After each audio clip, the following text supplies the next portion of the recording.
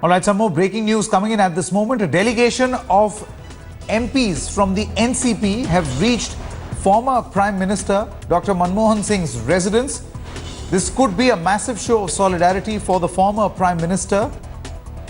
Sharad Pawar has in fact led this particular delegation at Manmohan Singh's residence. That's the latest that we are getting. Now, what is the reason? This could perhaps be a show of solidarity because summons were issued to former Prime Minister as an accused in the Coalgate scam. We have Kamaljeet Sandhu joining us on the phone line. Kamaljeet, this is a show of solidarity, at the last minute by NCP, by the NCP chief, led by the NCP chief himself, Sharad Pawar. Well, definitely so. 12-member delegation led by Sharad Pawar is meeting Manmohan Singh. The meeting has been going on for the past 5-7 minutes. We do expect it to go on for another 10 minutes or so. This is obviously expressing solidarity with Manmohan Singh. Sharad Pawar has already called him a man of great integrity and honesty and says should not be questioned. But there has been a case of coal scam and he's been summoned as a former Prime Minister who is heading the coal department.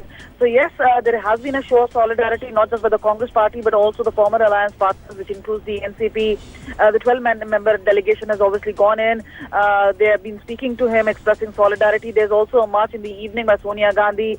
She'll be walking from Vijay Chowk towards Rashtrapati Bhavan. So in that sense, there are heavyweights who are putting their weight behind Manmohan Singh, saying he's a man of great integrity. But yes, this comes as special support. We also know NSUI members will also be coming by 11 o'clock and meeting Manmohan Singh and also expressing solidarity. So yes, it is the former UPA members and his alliance partners who are clearly very much behind Manmohan Singh at a time when he needs that particular support.